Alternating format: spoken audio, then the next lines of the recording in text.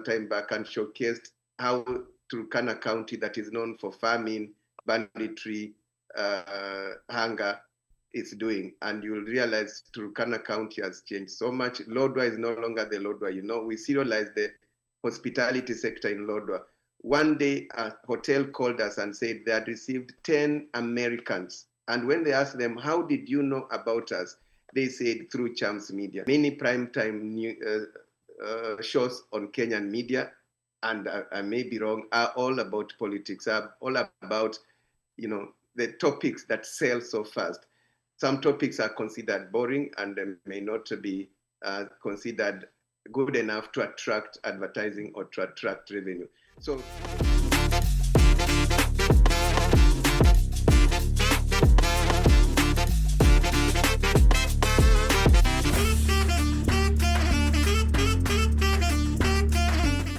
Mika, like hizi issues tumekuwa tukizungumza muda mrefu sana about investing in Kenya. What's that one issue, Mika, that one burning issue that you hope will be addressed tonight? Mika Och, twende kazi.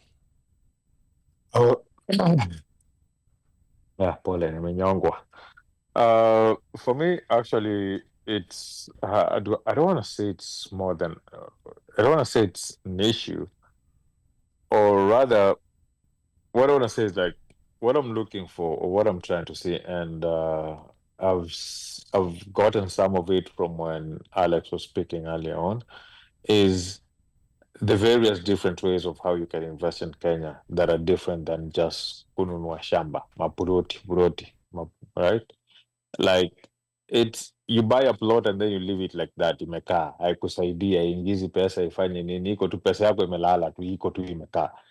Like, so those are the investment areas that are available in the country. Those are the investment that I want to see, because also you do realize that if you do other form of investments, especially investment where it allows flow of capital, that's movement of money, it helps the Kenyan economy.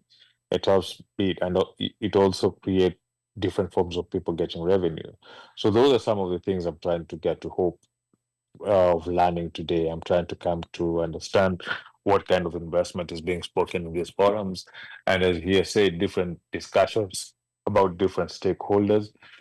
That's what I'm looking for, because for me, my pain point in investment in Kenya is usually, if you ask anybody, have you ever invested back home, kila mtu kwambia nimenunua shamba ama napanga kununua shamba ama nataka kubai shamba. Like kitu ya kwanza utakutana na Mkenya atakwambia nataka kubai land, ama nataka kubai ka apartment, ama nataka kubai ka plot nifanye hivi. Like,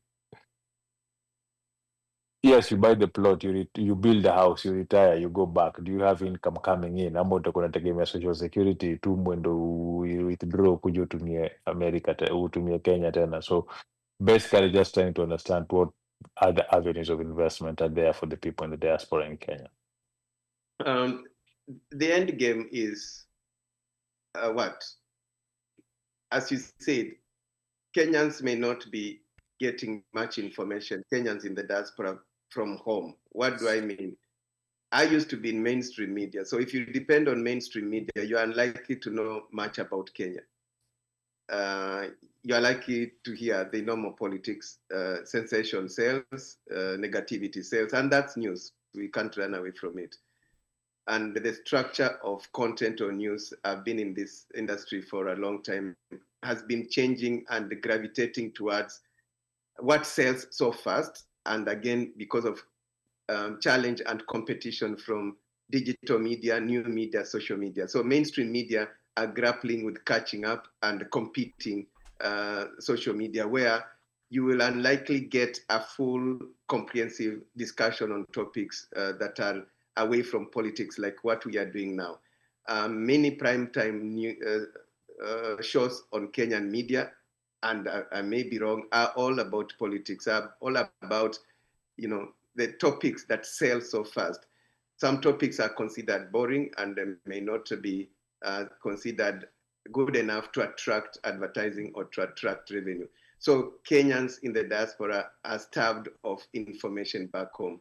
And you've just heard what the Jamaican said. So I'll give you an example.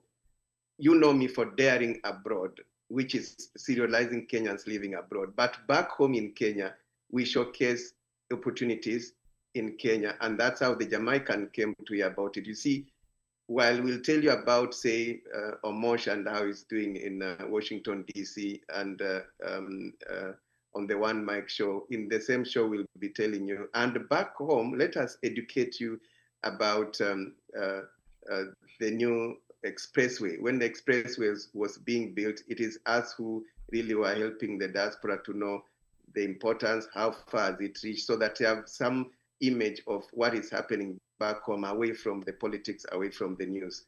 We've had, we were in Turkana some time back and showcased how Turkana County, that is known for famine, banditry, hunger, is doing. And you'll realize Turkana County has changed so much. Lodwar is no longer the Lodwar. You know, we serialized the hospitality sector in Lodwar.